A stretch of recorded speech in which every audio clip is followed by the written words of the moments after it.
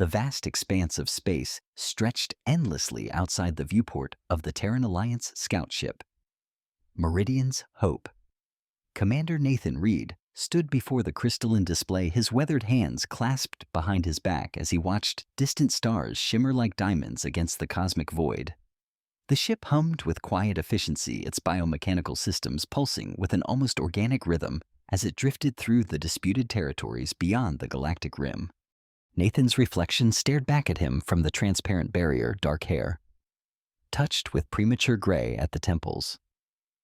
Sharp blue eyes that had seen too much of war, and a jaw set with the determination that had carried him through 15 years of interstellar conflict. He was 42 standard years old, though the rigors of deep space combat had aged him beyond his physical years. "Commander," came a voice from behind him, melodic but with an undertone that suggested violence could erupt at any moment. "The reconnaissance sweep is complete. No signs of Draxian vessels in this sector." In this? Nathan turned to face Liriana, his Shindari liaison for this joint mission. She stood near the tactical console, her lithe form encased in the form-fitting biosuit that served as both armor and life support for her species.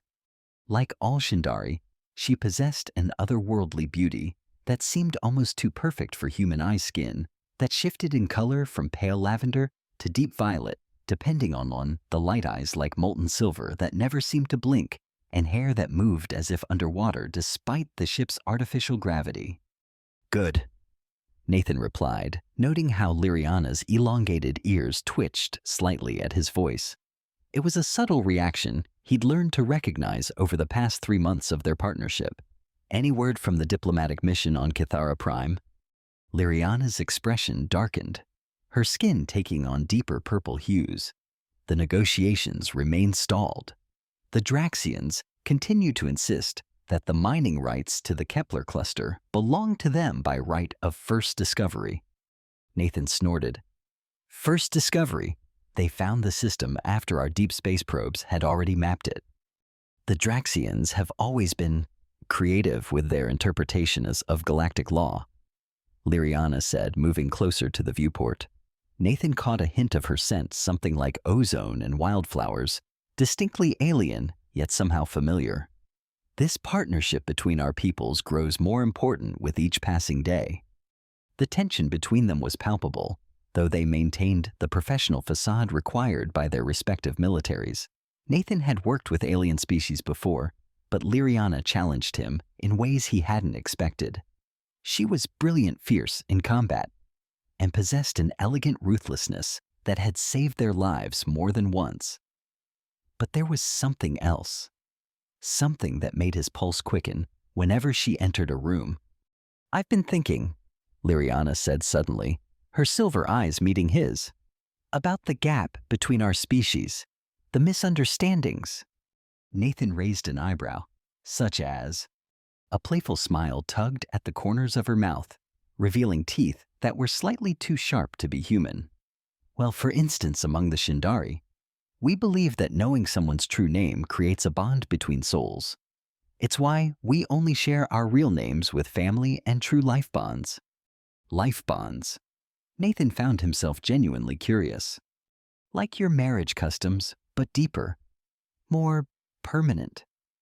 Liriana's skin shimmered to a lighter shade. "My name, the one you know, Liriana. It's a use name, a false identity for interactions with outsiders." Nathan felt a strange pang at being classified as an outsider, though logically he knew that's exactly what he was. "So what is your real name?" Liriana laughed, a sound like silver bells mixed with distant thunder.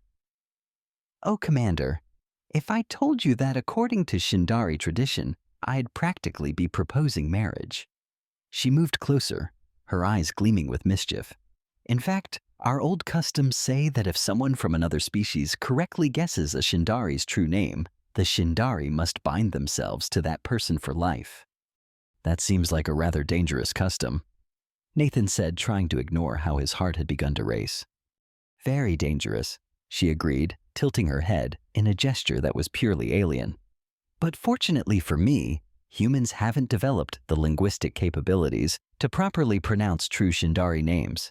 They're more than just sounds, they're harmonic frequencies that resonate with our neural patterns. A challenge. Nathan had always been unable to resist a challenge. Try me. Liriana's expression shifted surprise, flickering across her features. I beg your pardon. You said humans couldn't pronounce Shindari names. I'm calling that statement into question. Nathan stepped closer, close enough to see the intricate patterns that swirled across her skin like living tattoos. Tell me your real name. I'll try to pronounce it. For a moment, Liriana looked genuinely flustered. Her skin cycled through several colors, surprise, amusement, and something else Nathan couldn't identify. Commander Reed, I don't think you understand what you're...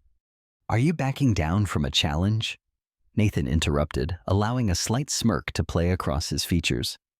The change in Liriana was immediate. Her spine straightened and her eyes narrowed dangerously. Shindari warriors do not back down from anything human. Then tell me your name. A long moment of silence stretched between them, broken only by the ship's steady hum. Finally, Liriana sighed a sound like wind through crystal caves. Very well, but don't say I didn't warn you. She closed her eyes, and when she spoke, her voice changed. It became layered harmonic, as if multiple tones were speaking in perfect synchronization. Zephirathis nai elandra mor ethis.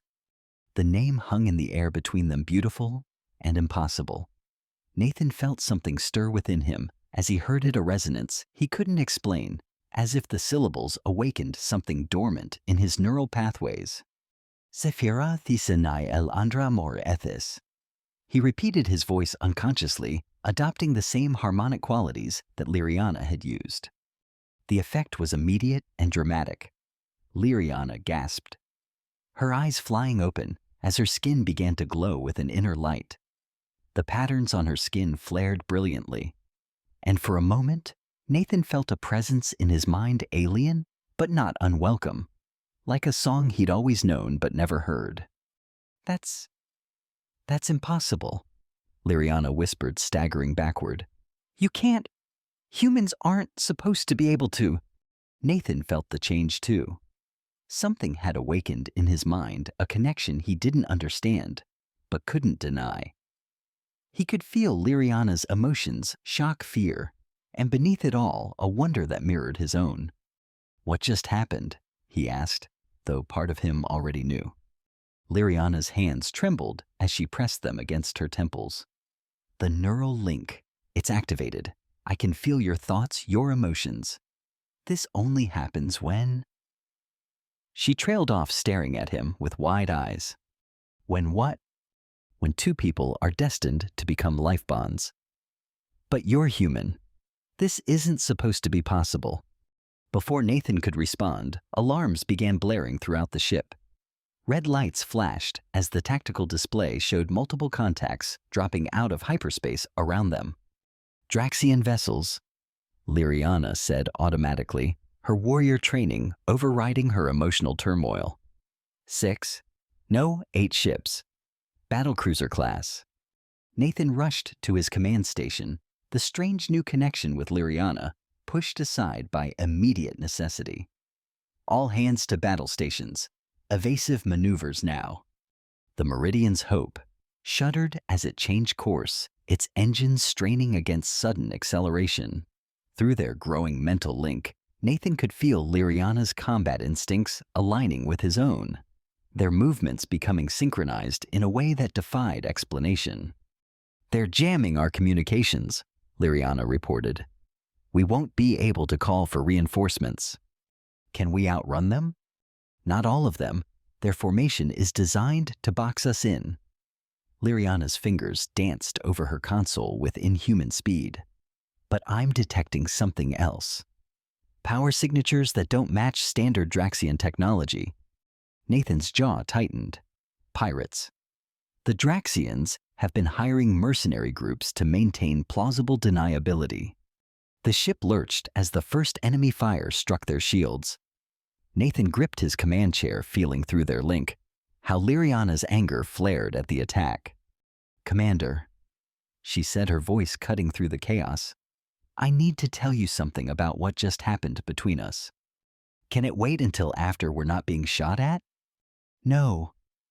Liriana's silver eyes met his across the bridge. The connection we formed, it's not just emotional. Shindari life bonds share thoughts, instincts, even physical sensations. If we're going to fight together, you need to understand what that means. As if to demonstrate her point, Nathan suddenly felt a surge of tactical awareness that wasn't his own. He could sense the positions of the enemy ships as if they were an extension of his own body, knew instinctively which direction to turn to avoid the next barrage. This is going to take some getting used to, he muttered, executing a maneuver that he somehow knew would work perfectly. We don't have time to get used to it gradually, Liriana replied. But Nathan? She paused, and he realized it was the first time she'd used his first name. Trust the connection. Trust me. Another violent shudder ran through the ship as enemy fire found its mark. Through the view screen, Nathan could see the Draxian vessels closing in their dark hulls, bristling with weapons. Shields at 60%, reported Lieutenant Jackson from the navigation station. We're taking a beating, sir. Nathan felt a sudden certainty flow through the link with Liriana. Set course for the asteroid field in Section 7 Delta. Emergency acceleration. Sir, the asteroid field is... I know what it is, Lieutenant. Trust me. As the ship changed course, Nathan felt Liriana's approval through their connection. She understood his plan without him having to explain it. The asteroids will provide cover, she added, but the navigation will be extremely dangerous at high speed. Not if we work together, Nathan said, meeting her eyes. What followed was unlike anything Nathan had experienced in his years of combat. Through their neural link, he and Liriana moved as one. She called out targeting solutions at the exact moment he needed them, while he made course corrections that seemed to anticipate her tactical assessments. It was as if they shared the same brain, the same reflexes. The Meridian's hope wove through the asteroid field with impossible grace, using the floating rocks as shields while turning to return fire on their pursuers. One by one, the enemy ships fell back, unable to match their coordinated maneuvering. Last hostile is retreating, Liriana announced finally. They're jumping to hyperspace. Nathan slumped in his command chair, exhaustion hitting him like a physical weight. Through the link, he felt Liriana's weariness mirroring his own. Stand down from battle stations, he ordered. Damage report. As the crew began assessing the ship's condition, Nathan and Liriana found themselves alone on the bridge for a moment. The intensity of the battle was fading, leaving them to confront what had happened between them. Nathan and Liriana began hesitantly. What we experienced during the fight was incredible, immobile, he finished. I've never felt anything like it. But what does it mean for us, for our respective duties? Liriana was quiet for a long moment. Among my people, life bonds are sacred. They supersede all other loyalties, even those to family or state. That's going to cause problems. Yes, she agreed softly. It is. The next several hours passed in a blur of repairs and reports. The ship's medical bay confirmed what Nathan already suspected: the neural pathways in his brain had been fundamentally altered. Dr. Sarah Chen, the ship's neurologist, was baffled. I've never seen anything like this, Commander, she said, studying the brain scans. New neural connections have formed spontaneously. It's as if your brain has evolved overnight to accommodate some kind of psychic link. Nathan glanced at Liriana, who stood nearby. Through their connection, he could feel her concern both for him and for what this meant. Dr. Chen. Liriana interjected. This condition is known among my people. The human brain is more adaptable than we realized. Commander Reed's neural patterns have been enhanced to allow for telepathic bonding. Enhanced how? I believe human consciousness operates on more levels than previously understood, Liriana explained. Under certain circumstances, these dormant capabilities can be activated. Dr. Chen frowned. Are there any negative effects? None that I'm aware of, Liriana replied. though Nathan could feel her uncertainty through their link.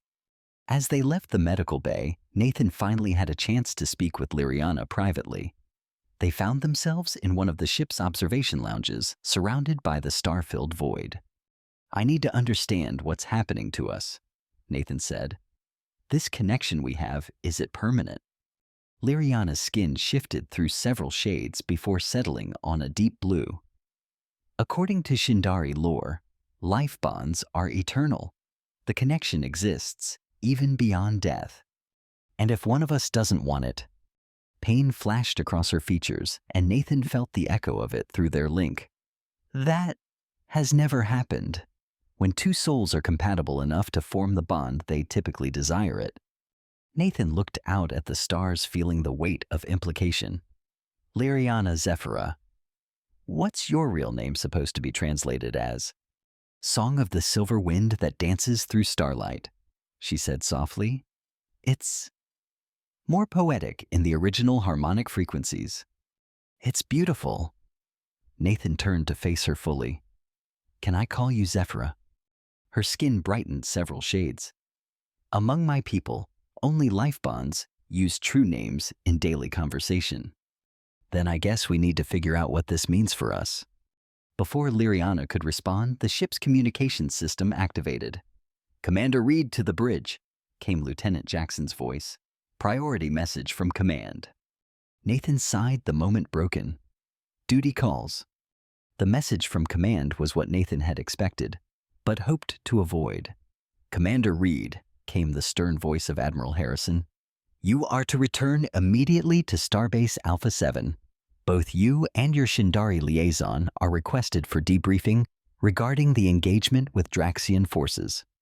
Nathan exchanged glances with Liriana. Through their link, he could feel her apprehension. "They want to study us," she said quietly, once the communication ended.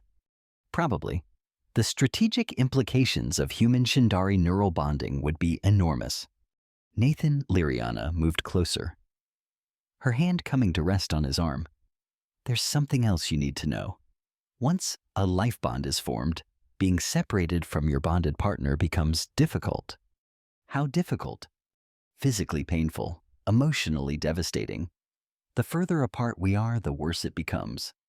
Nathan felt a chill run down his spine. "And they're ordering us back to different sectors?" "Likely yes. The journey back to Starbase Alpha 7 took 4 days. During that time, Nathan and Liriana learned to navigate their new connection. They discovered they could communicate telepathically across short distances, share sensory experiences, and even synchronize their vital functions to an uncanny degree. But they also learned about the drawbacks. When Liriana went to the ship's opposite end for her daily weapons training, Nathan experienced a gnawing anxiety that made it difficult to concentrate. Similarly, when he attended to his command duties on the bridge, Liriana reported feeling an emotional void that nothing seemed to fill. "This is going to be a problem," Nathan said one evening as they stood together in the observation lounge. "More than you know," Liriana replied. "There have been cases in Shindari history of bonded partners being forcibly separated. The psychological trauma was so severe that both partners eventually died." Nathan started, died. "The bond becomes part of your essential life force. Remove it and—" She shrugged, a gesture that looked strange with her alien physiology. "We need to be very careful about how we handle this situation with command." When they arrived at Starbase Alpha 7, Nathan and Liriana were immediately segregated. Nathan was escorted to a secure briefing room where Admiral Harrison waited with several other high-ranking officials, while Liriana was taken to the medical wing. "Commander Reed," Admiral Harrison began without preamble, "we've reviewed your mission reports. What happened between you and the Shindari warrior concerns us." Nathan sat straight in his chair. "In what way, sir?" "A human forming a psychic bond with an alien species opens up security implications we can't ignore. How do we know this life bond isn't some form of alien mind control?" "With respect, Admiral, I can assure you my mind remains my own." "Can you The question came from Dr. Williams, a neural specialist Nathan didn't recognize. You claim to share thoughts and emotions with this alien. How can you be certain your perceptions haven't been compromised? Nathan felt Liriana's distress through their connection even though she was several levels away. Because I can feel her emotional state right now and she's afraid. If this were some form of control, why would she be afraid? Admiral Harrison leaned forward. What we're going to propose, Commander, is a temporary separation. Long enough for our specialists to study this phenomenon and determine if it poses a threat. The pain hit Nathan like a physical blow. Just the suggestion of separation made the bond recoil, sending waves of anguish through both him and Liriana. Sir, Nathan said carefully, I should inform you that separation causes actual physical pain for both parties involved. That could be a side effect of the alien influence, Dr. Williams noted. All the more reason to proceed carefully. Before Nathan could respond, alarms began blaring throughout the station. Emergency lighting activated as the base's defensive systems came online. Report! Admiral Harrison barked into his communicator. Sir, we have multiple unidentified vessels approaching. They're not responding to our hails, and their weapons are hot. Through his link with Liriana, Nathan felt her sudden surge of recognition. Admiral, he said urgently, I believe the attackers are targeting the Shindari delegation. This base is in danger. How could you possibly know that? Through the bond. Liriana recognizes the ship signatures. They're Draxian pirates, likely the same ones we encountered. Admiral Harrison's face was grim. If you're right, Commander, your alien liaison may be the key to our defense.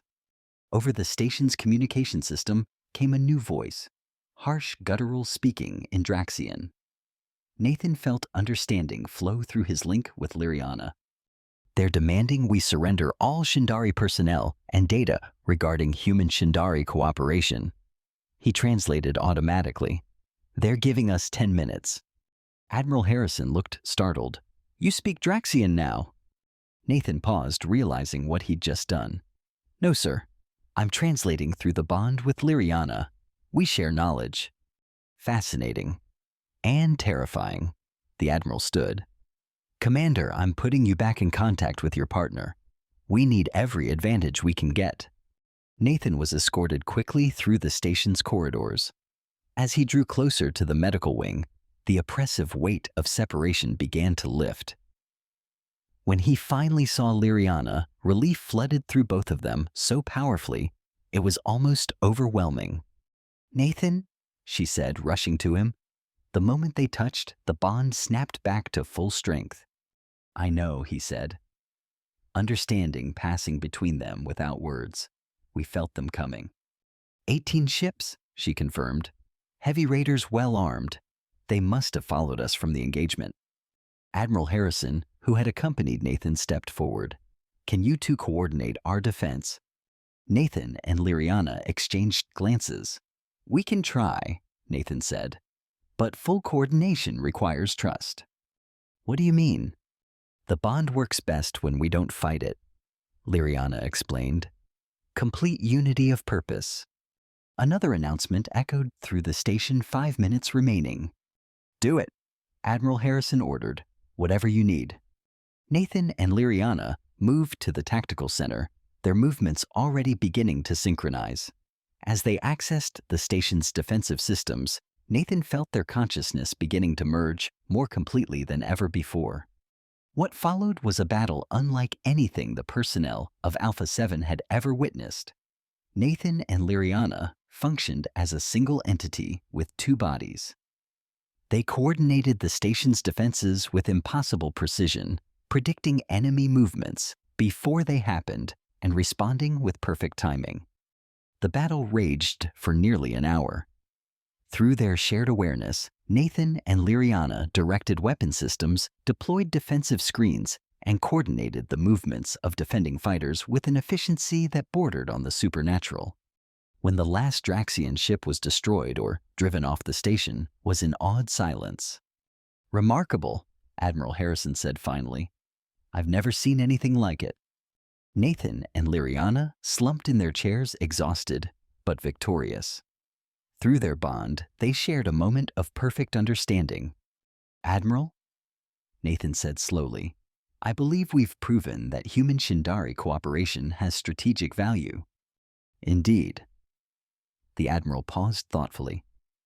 "Commander Reed, I'm prepared to offer you both a new assignment. A joint command focused on developing and implementing cooperative protocols between our species." Nathan felt Liriana's surprise and hope through their connection. "Sir, it's clear that whatever bond you two share enhances both of your abilities. We'd be fools not to capitalize on that." Admiral Harrison smiled. "Besides, separating you appears to be impractical." In the days that followed, Nathan and Liriana found themselves at the center of a new initiative. Scientists from both species studied their bond, trying to understand how such a connection was possible. Diplomats worked to establish frameworks for broader cooperation. But for Nathan and Liriana, the most important developments were personal. They spent hours learning about each other's cultures, languages, and ways of life. The bond that had begun as an accident evolved into something deeper, a true partnership built on understanding and choice. "I never expected this," Liriana said one evening as they watched the stars from their shared quarters. "Expected what?" "To find someone who could understand me so completely. Among my people, life bonds are rare. To find one across species?" She trailed off. "Did you mean it?" Nathan asked quietly. "What you said about the old Shindari custom, that correctly guessing your name meant you'd have to marry me." Liriana's skin shifted through several beautiful shades. "The tradition was metaphorical, but in a deeper sense, yes. By knowing my true name and being able to speak it, you became part of my essence." Nathan turned to face her fully. "And if I asked you not because of tradition or accident, but because I want to? Would you bind yourself to me permanently?" The glow from Liriana's skin intensified.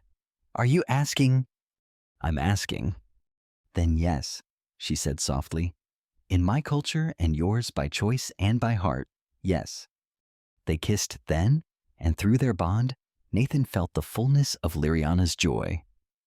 It was a kiss that tasted like starlight and promises like a future neither of them had dared imagine.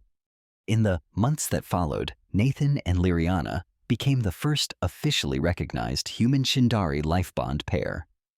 Their success led to increased cooperation between the species, and several other human Shindari bonds were eventually formed.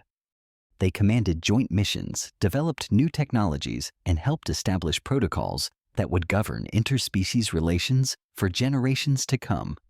But beyond their professional achievements, they built a life together that honored both of their cultures while creating something entirely new. Years later, when asked about that moment, when Nathan had first spoken her true name, Liriana would laugh with her characteristic melodic sound. "I was so confident," she would say. "I thought it was impossible for a human to pronounce a true Shindari name." The expression on my face, when he not only pronounced it, but activated the life bond.